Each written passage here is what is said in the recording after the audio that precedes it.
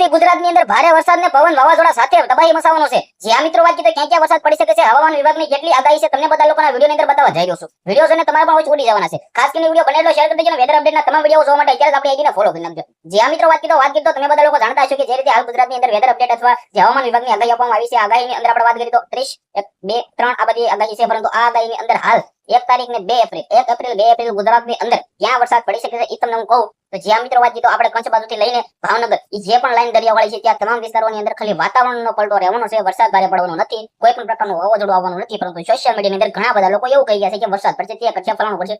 મને એટલું બધું નથી લાગતું કે ગુજરાતની અંદર હાલ વરસાદ પડી શકે છે, દબાઈ મચાવી શકે છે, વાતાવરણમાં પલટો થાય છે, સાંટા સવાયા સાથે વરસાદ પડી શકે છે. પરંતુ આપણે મધ્ય ગુજરાતની અંદર વાત કરીએ તો એટલું બધું કઈ પણ પ્રોબ્લેમ નથી. સૌરાષ્ટ્રની અંદર ખાલી વાતાવરણની અંદર પલટો ખાલી દેખાય છે, પરંતુ વરસાદ એટલો બધો આવશે નહીં. ખાલી સાંટા સવાય જેવું વાતાવરણ રહેવાનું છે, વાદળ સવાય વાતાવરણ રહેવાનું છે, પરંતુ એટલો બધો કોઈ પણ હાલ ગુજરાતની અંદર વરસાદ દેખાઈ રહ્યો નથી. 1 એપ્રિલ 2 એપ્રિલ થોડું ઘણું રહેશે, પરંતુ આવનારા ટાઈમની અંદર ફૂલ એટલે ફૂલ ચોખ્ખું થઈ જવાનું છે. કોઈ પણ વાતાવરણ બગડવાનું નથી. પછી આવનારા ટાઈમની અંદર નેક્સ્ટ આગાહી જોશું કે ક્યારે આવે છે ક્યારે નહીં. આ વિડીયો માટે તમારે શું કેવું છે કમેન્ટની અંદર અવશ્ય જણાવી દેજો. વિડીયો બને શેર કરી દેજો. વેધર અપડેટ તમને જાણકારી જોવા માટે અત્યારે ફોલો કરી નાખો. આપણે નવો વિડીયો મળે છે બધા લોકોને દિલથી ધન્યવાદ. જય હિન્દ, જય ભારત.